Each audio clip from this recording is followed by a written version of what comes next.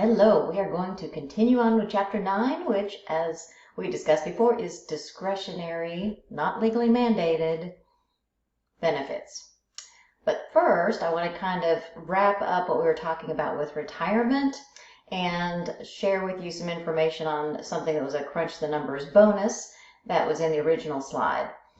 The reason I want to show this to you is because there's some terminology here with which I want you to be familiar.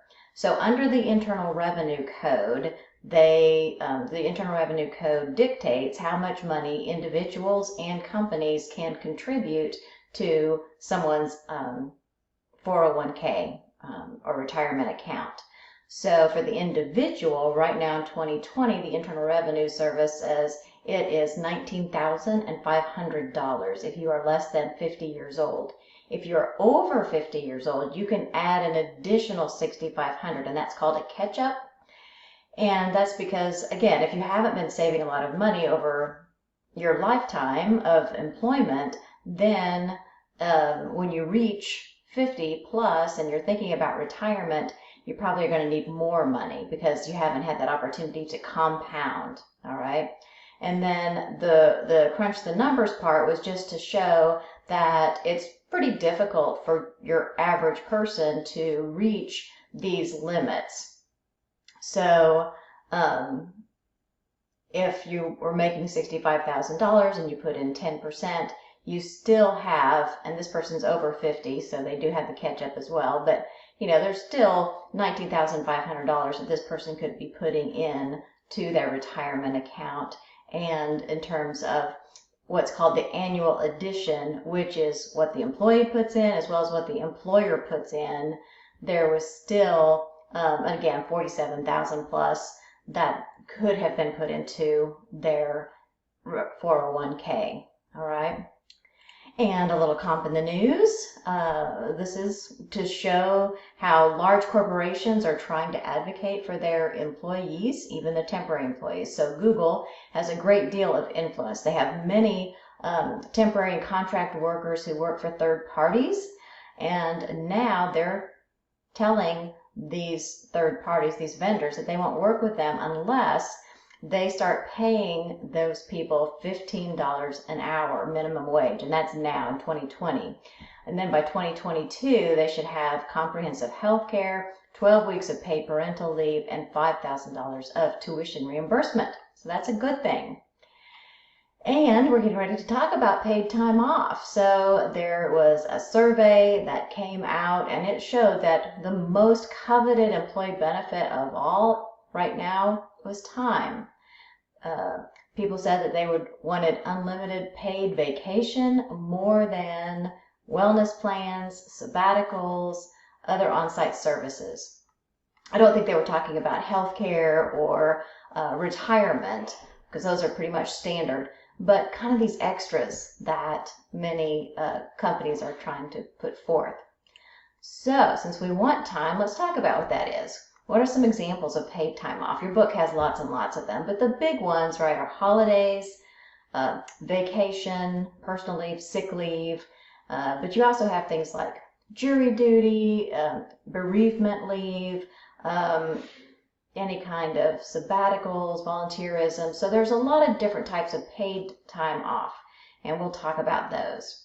Integrated paid time off, I'm a big fan. So integrated paid time off says, instead of saying, calling in, I'm sick, you say, I'm taking time off. Or if you want to leave for just having a personal day, you don't have to have an excuse, you don't have to tell anybody what's going on, you say, I'm taking paid time off. So integrated paid time off puts together your holiday days, your vacation days, your sick leave days, your personal leave, combines them all. And so instead of having 10 days of vacation, 5 days of holiday, 5 days of sick, right? You're going to have 20 days of paid time off, and you decide when you will use those. And I think that's a much better idea because people don't have to make excuses, and they can use all their time off, and administratively, from an HR perspective, it's way easier to just have one bucket than several different ones. And so this unlimited paid time off. Now, this is something that not that many companies do. If you go to this link here, you will see that there are companies who do offer unlimited paid time off. And that sounds amazing and fun. And there's a lot of trust involved. And so it could probably help you maybe to attract and retain people. But there are some cautions that go along with that. There have been some companies that started down this path and then they backed off of the unlimited paid time off. Because if one person's got, taking time off, that means other people have to do the work. And so they might damage morale. Or if you're looking to get ahead within the company, you may not want to take a whole bunch of time off because it looks bad. It doesn't look like you're loyal to the company. So even though you have unlimited time off, people don't take it because they're scared to take it because it's like, I don't know how this is going to look, right? Politically speaking. Plus, your managers are going to have to get involved and they have to decide, okay, so this person wants to take this time off, this person wants to take this time off. The work still has to get done one way or another. So again, they're going to add that level of complexity. And the one thing that a lot of people just don't even think about is when most companies at the end of the year, if you haven't taken all of your paid time off, you bank that time and then it accumulates over the years. And if you end up leaving that organization, you are paid for that time because it is owed to you. Well, with unlimited paid time off, there's no bank, and so you're never accumulating paid time off. And so even if you never take a vacation day, there's still nothing owed to you at the end. So just some things to think about regarding unlimited paid time off. Sabbaticals. Sabbaticals is another paid time off, and it is more extended time. So it can be a month, it could be 6 months, it can be a year. And most people will use it for some form of professional development activities. So professors will, if you work for 7 years, you can become eligible for a paid sabbatical, and you're going to be doing a research project. So you continue your work, but you are away from your primary responsibilities doing that research project, maybe in another location with a different co-authors, gathering data so that it's going to make you even more productive when you come back. So volunteerism is another form of paid time off, and different companies do it differently. They can just give you that time off and you can go and volunteer wherever you want.